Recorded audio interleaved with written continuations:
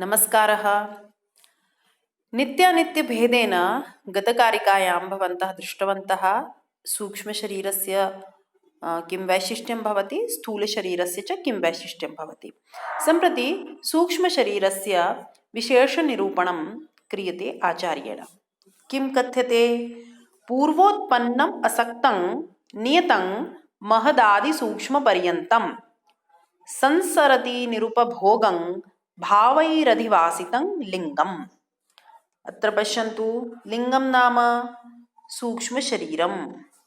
लिंगं संसरति।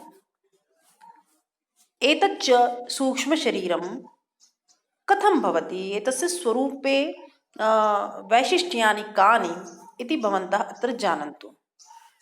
अत्र षड्तत्वानि दृश्यन्ते। पूर्वोत्पन्नम् असक्तं नियतं महदादिसूक्ष्मपर्यन्तं भावैरधिवासितं निरुपभोगम् इति। इदानीम् एकमेकं पश्यन्तु। आदिसर्गे मूलप्रकृत्या लिङ्गशरीरम् उत्पद्यते, अतः उक्तं पूर्वोत्पन्नम्। सृष्ट्यारम्भे प्रधानात् उत्पन्नम् इति। असक्तम्, असक्तं नाम संसर्गरहितं भवति, अतः सर्वत्र गतिशीलः भवति। अव्याहतगतिकम् इति लिखितमत्र। अव्याहतगतिकं यस्य गतिः बाधिता न भवति।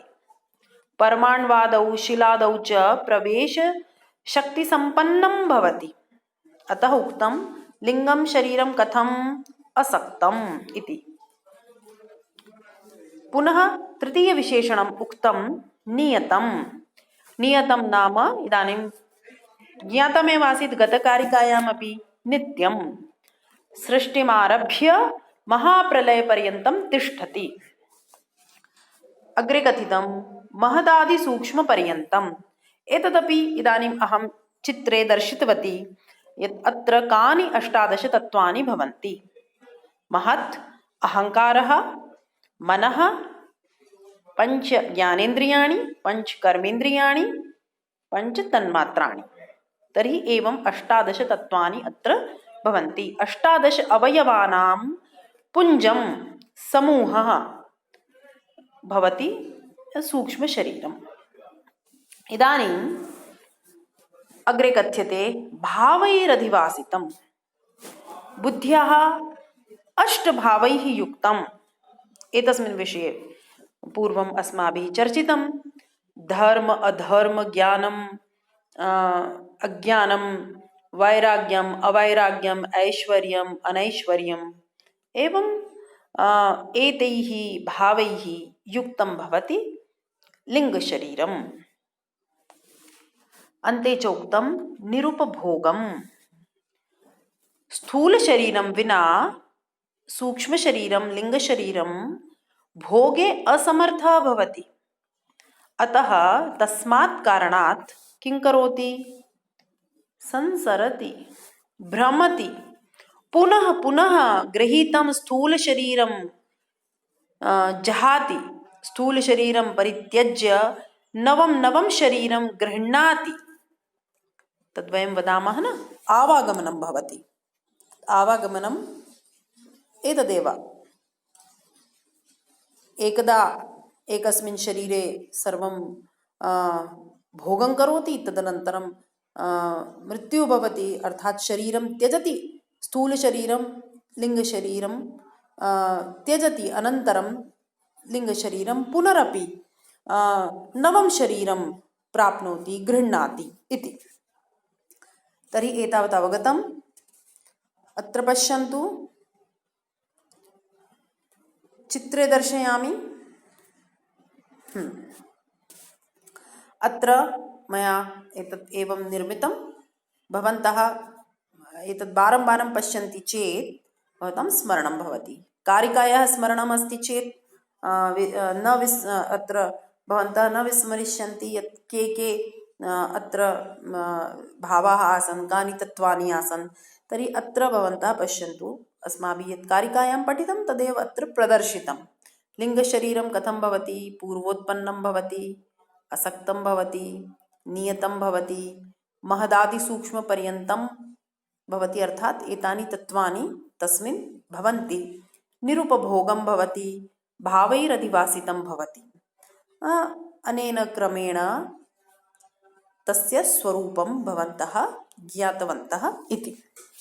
क्या समझे कि जो सूक्ष्म शरीर है उसकी इतनी विशेषताएं हैं, वह पूर्वोत्पन्न है, अर्थात जो लिंग शरीर है, सूक्ष्म शरीर है, वह नए नए स्थूल शरीरों को प्राप्त करता है और पूर्व स्थूल शरीर को त्यागता रहता है।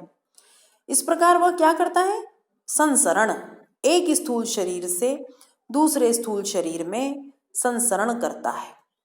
यह सृष्टि के पूर्व में उत्पन्न होता है, अर्थात आरंभ में यही उत्पन्न होता है। और प्रकृति प्रत्येक पुरुष के लिए एक लिंग शरीर को उत्पन्न करती है, ऐसा सांख्य दर्शन मानता है। फिर कहा असक्तम। असक्तम अर्थात ये संसर्ग रहित होता है। ये सूक्ष्म शरीर है, किसी भी पदार्थ में आसक्त नहीं होता और आसक्ति न होने के कारण ही इसकी गति अवरुद्ध नहीं होती। इसीलिए क्या कहा था, अव्याहत गति, सर्वत्र अप्रतिहत गति से यह भ्रमण करता है। और ये इसीलिए कहीं भी प्रविष्ट हो सकता है, चाहे वह परमाणु हो, चाहे पर्वत हो, चाहे वह गर्त हो, चाहे शिला हो, चाहे समुद्र हो, सर्वत्र इस सूक्ष्म शरीर की गति होती है। थोड़ा सा विज्ञान का विषय है, चिंतन का विषय है, आप सोच कर देखिएगा। नियतम, नित्य होता है, प्रलय पर्यंत स्थायी रहता है, आदि सर्ग से महाप्रलय तक और मुक्ति तक आत्मा के साथ यह निश्चित रूप से रहने वाला होता है। फिर कहा महदादि सूक्ष्म पर्यंतम। इससे आप स्पष्ट हो चुके हैं, यह तथ्य आपको स्पष्ट हो चुका है, इससे आप परिचित हो चुके हैं कि ये जो 18 तत्व है ये कौन से हैं, ये मैंने आपको कई बार बता दिए हैं। इसके बाद में कहा निरुपभोगम। निरुपभोगम अर्थात ये सूक्ष्म शरीर जो है यह स्थूल शरीर के बिना कोई भोग नहीं कर सकता, इसीलिए यह तो भोग रहित है, इसीलिए यह सर्वदा संसरण करता रहता है, बार बार शरीरों को धारण करता है। जब भोग पूर्ण होता है तो उसे त्याग देता है और नए षाट कौशिक स्थूल शरीर को यह नए भोग के लिए पुनः धारण कर लेता है। इसीलिए इसको कहा है कि लिंग शरीरम संसरति। सूक्ष्म शरीर स्वयं तो भोग करने में समर्थ नहीं है, इसीलिए स्थूल शरीर के द्वारा यह भोग का कार्य संपन्न करता है और यही इसके संसरण का कारण भी है। तो यह एक विशेष जो तथ्य है वह यहाँ पर स्पष्ट किया गया। अब जो अंतिम बात है वह है भावई अधिवासितम।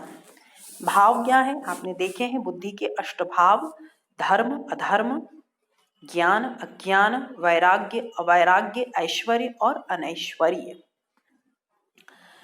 तो ये जो बुद्धि के 8 भावों से यह सूक्ष्म शरीर युक्त होता है, अधिवासित होता है। अधिवासित इसीलिए कहा जैसे कोई सुगंधित पुष्प है, पुष्प रस है, इत्र इत्यादि है, उसका संपर्क होते ही कोई भी वस्त्र, देह इत्यादि सुवासित हो जाते हैं।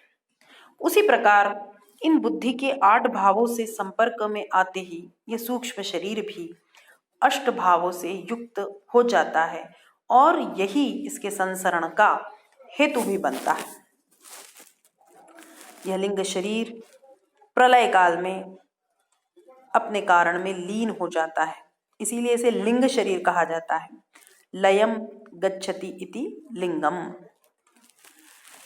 इस तरह से आपने देखा कि सूक्ष्म शरीर का एक विशिष्ट स्वरूप है और इसे आपने चित्र के माध्यम से, व्याख्यान के माध्यम से जाना, समझा। तो इस कक्षा को यहीं हम समाप्त करेंगे।